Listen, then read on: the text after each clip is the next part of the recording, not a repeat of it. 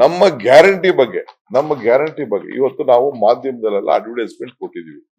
ಅವ್ರೇನ್ ಹೇಳ್ತಾರೆ, ಚುನಾವಣೆ ಬಳಿಕ ಗ್ಯಾರಂಟಿ ಸ್ಥಗಿತ BSY ಸಿದ್ದರಾಮಯ್ಯನವರು ಹೇಳಿದ್ರೆ ಇಲ್ಲ. ಆರ್ ಅಶೋಕ್, ಲೋಕಸಭೆ ಚುನಾವಣೆ ಬಳಿಕ ಗ್ಯಾರಂಟಿ ಯೋಜನೆ ಸ್ಥಗಿತ ವಿಜೇಂದ್ರ ಭವಿಷ್ಯ. ಏನಪ್ಪ ಭ್ರಮೇಲಿ ನಮ್ಮ ಜನ ಎಷ್ಟು ಖುಷಿಯಾಗಿದ್ದಾರೆ ಅಂತಂದ್ರೆ ಅವರು ನಮ್ಮ ಗ್ಯಾರಂಟಿಗಳನ್ನು ನಿಲ್ಲಿಸಲಿಕ್ಕೆ ಬಯಸ್ತಾ ಇದ್ದಾರೆ.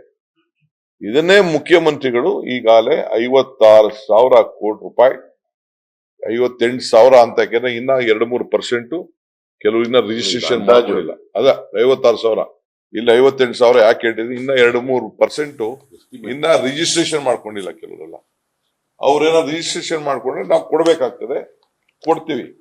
ಒಟ್ಟು 7 ಕೋಟಿ ಜನರ ಪೈಕಿ 4.6 ಕೋಟಿ ಜನರಿಗೆ ನೇರವಾಗಿ ಇದು ಅನುಕೂಲ ಆಗ್ತಾ ಇದೆ. ಇದು ಬದಲಾವಣೆ ಅಲ್ವೇ? ಇದು ಒಂದು ದೊಡ್ಡ ಪ್ರಶ್ನೆ. ಈಗ ಬೆಳಗಾಂನಲ್ಲಿ ಅವರು SC/ST ಹಣದ ಬಗ್ಗೆ ಮಾತಾಡ್ತಿದ್ರು.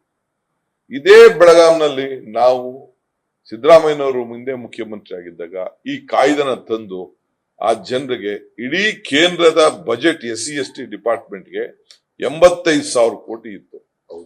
ಜನಸಂಖ್ಯೆಗೆ ಅನುಗುಣವಾಗಿ ನಾವು ಆ ಜನಸಂಖ್ಯೆ ಅನುಗುಣವಾಗಿ ನಾವು ಇವತ್ತು 30,000ಕ್ಕೂ ಹೆಚ್ಚು ಕೋಟಿ ರೂಪಾಯಿನ 39,000 ಈ ವರ್ಷ 39,000 ಕೋಟಿ ರೂಪಾಯಿ ಇವತ್ತು ಇಟ್ಟಿದ್ದೇವೆ. ಇಂಥದ್ ಒಂದು ತೀರ್ಮಾನ ಆ ಬಡವರ ಕಲ್ಯಾಣಕ್ಕೆ, SC/ST ಜನಾಂಗದ ಕಲ್ಯಾಣಕ್ಕೆ ಇಂಥ ಒಂದು ಕಾಯ್ದೆಯನ್ನ, ಕಾನೂನನ್ನ ಹಿಂದೆ 3 ವರ್ಷ ಈ ಬುರ್ಡೆ ಸರ್ಕಾರ ಇತ್ತಲ್ಲ, ಬೊಮ್ಮಾಯಿ ಬುರ್ಡೆ ಸರ್ಕಾರ, ಯಡಿಯೂರಪ್ಪ ಬುರ್ಡೆ ಸರ್ಕಾರ ಇತ್ತಲ್ಲ, ಆಪರೇಷನ್ ಲೋಟಸ್ ಮಾಡಿ ಏನಾರು ಒಂದು ಮಾಡಿದ್ರೆ ಹೇಳಿ. ಬರೀ ದೇವಸ್ಥಾನದ ಬಗ್ಗೆ ಮಾತಾಡ್ತಾ ಇದ್ರು.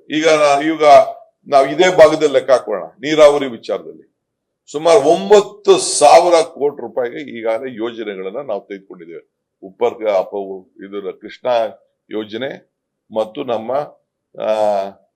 ಇದನ್ನ ಭದ್ರಾ ಯೋಜನೆ, ಅಪ್ಪರ್ ಭದ್ರಾ ಯೋಜನೆ, ಮತ್ತು ಈಗಾಗಲೇ ನಾವು ಮಾದಾಯಿ ಕಳಸಾ ಬಂಡೂರಿ ಏನಿದೆ ಅದು ಕೂಡ ಟೆಂಡರ್ ಕೂಡ ಕರೆದು ಬಿಟ್ಟಿದ್ದೇನೆ ನಾನು. ಅವ್ರಿನ್ನ ನಮ್ಗೆ ಇದ್ರ ಪರ್ಮಿಷನ್ ಕೊಟ್ಟಿಲ್ಲ, ಎನ್ವೈರನ್ಮೆಂಟ್ ಕ್ಲಿಯರೆನ್ಸ್ ಕೊಟ್ಟಿಲ್ಲ. ಬಟ್ ನಾನು ರೆಡಿಯಾಗಿ ಟೆಂಡರ್ ಕರೆದು ಆ ಕಂಡೀಷನ್ ಹಾಕ್ಬಿಟ್ಟು ವಿ ಹ್ಯಾವ್ ಆಲ್ರೆಡಿ ಇದು. ಅವರು ಸೆಲೆಬ್ರೇಷನ್ ಮಾಡ್ತಾ ಇದ್ರು. ಯಾರು? ಜಗದೀಶ್ ಶೆಟ್ಟರ್ ಅವರು, ಬೊಮ್ಮಾಯಿ ಅವರು ಮತ್ತು ಜೋಶಿ ಅವರು. ನ್ಯೂಸ್ ಫಸ್ಟ್, ನಿರ್ಭೀತಿಯಿಂದ ನಿಮ್ಮ ಪರವಾಗಿ.